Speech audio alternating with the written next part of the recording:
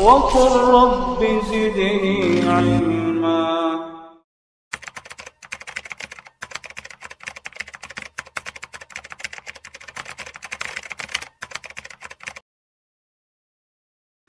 Dan tidak termasuk dari syaratnya taubat seperti kebiasaan kita sebelumnya. Apa itu? Menulis surat yang berisikan apa? Pengakuan dosa-dosa kita.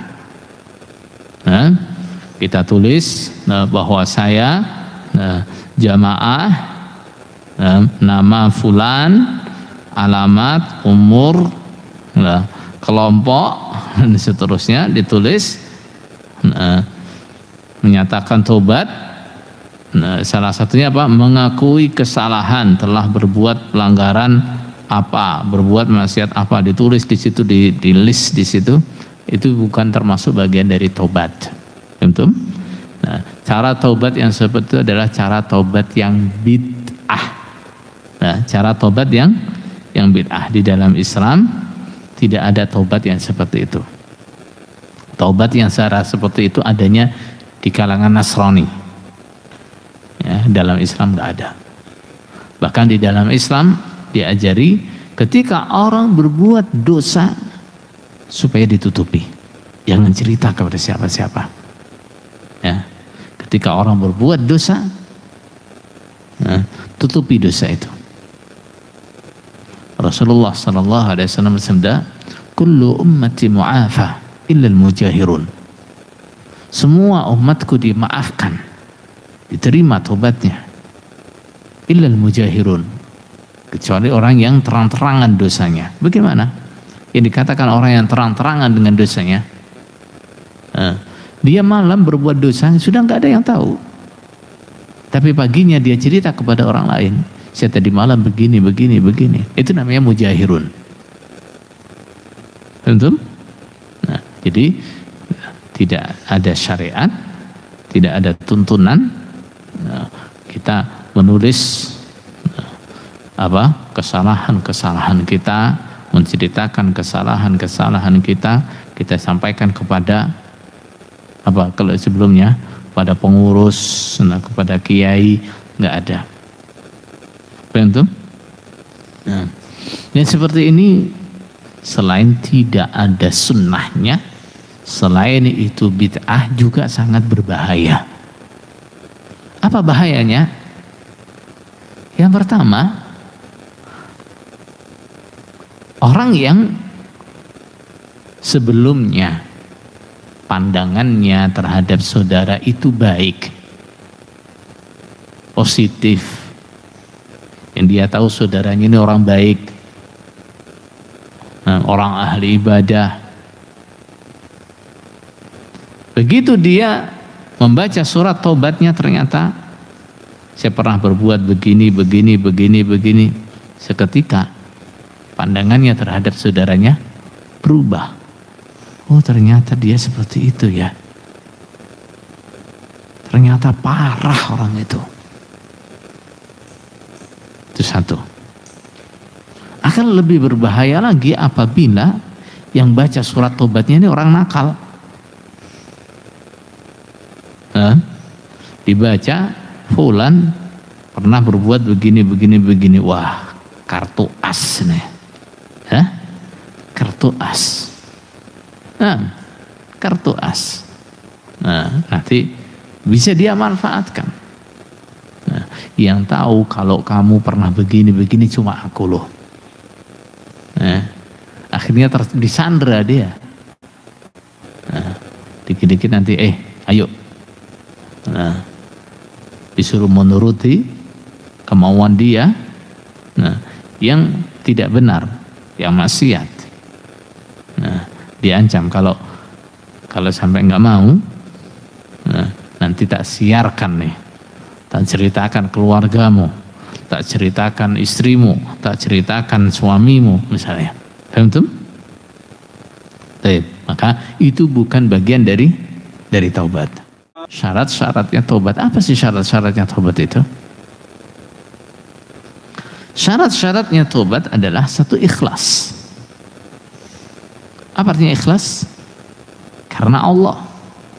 Dia tobat memang dari hati yang tulus, ingin mendapatkan pengampunan dari Allah. Nah, kalau nggak ikhlas gimana? Tobatnya karena ingin diterima kembali oleh teman-temannya misalnya. Tobatnya supaya dinilai baik oleh teman-temannya misalnya. Diterima nggak? Nggak diterima. Innallaha la yaqbalu minal amal illa ma kana lahu khalisa. Allah tidak menerima amalan apa saja termasuk taubat kecuali yang kana lahu khalisa, murni untuk Allah. Innamal a'malu binniyat wa innama likulli imri'in ma nawa, termasuk dalam hal taubat. Orang taubat nggak karena Allah, ya nggak dapat apa-apa, nggak diterima. Yang kedua adalah penyesalan, menyesal betul atas dosa yang pernah dikerjakannya, menyesali betul. Dikatakan an-nadamu taubah, menyesal itu adalah taubat. Intinya taubat itu orang menyesal itu. Yang ketiga, berhenti dari dosanya. Dia berhenti dari dosa yang sudah ditaubatinya itu. Kalau dia misalnya bertobat dari perbuatan zina misalnya, dari kebiasaan zina, maka artinya dia tobat, dia berhenti dari kebiasaan zina. Dia tobat dari kebiasaan minum arak, maka artinya dia tobat apa? Dia segera berhenti dari kebiasaan minum arak. Nah, dia tobat dari apa? Meninggalkan salat, maka artinya dia tobat adalah dia akan segera kembali mengerjakan salat. Itu namanya tobat. Yang keempat adalah adanya tekad, niat yang kuat untuk tidak akan mengulangi lagi. Adapun setelah itu kok Allah menguji dia terjerumus lagi, ya dia tobat lagi. Tapi saat dia tobat itu dalam hatinya ada apa? Tekad yang kuat, niat yang kuat untuk tidak akan mengulangi lagi. Adapun orang yang mengatakan, okelah selama Ramadan ini saya tobat dulu, nanti setelah Ramadan saya kerjakan lagi. Itu tobat atau bukan? Bukan. Nah, enggak. Orang niat tobat, tapi untuk sementara waktu, sementara Ramadan saya tak berhenti berbuat maksiat. Tobat atau bukan? Bukan tobat. Yang kelima adalah masalah waktu. Nah, artinya tobatnya di dalam waktu yang tobat masih diterima.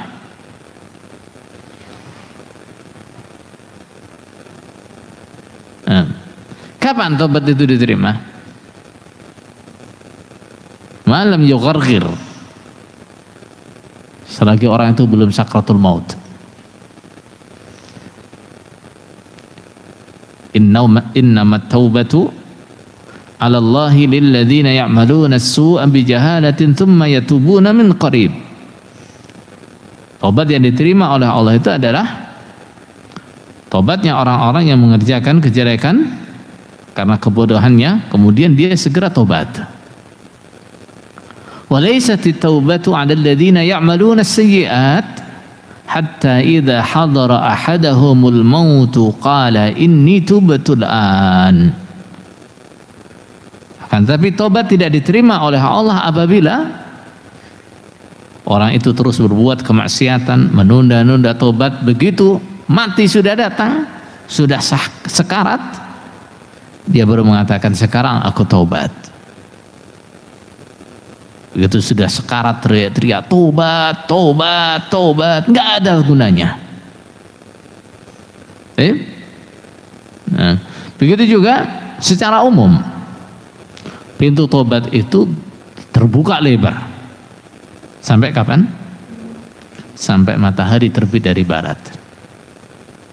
Kalau matahari sudah terbit dari barat, orang baru menyatakan saya tobat sekarang, nggak akan diterima. Paham? Nah, apabila dosanya itu ada hubungannya dengan hak sesama hamba, maka ada tambahan syarat. Apa itu? Mengembalikan hak yang diambil. Apabila yang dia ambil itu adalah harta, maka harta itu dia kembalikan.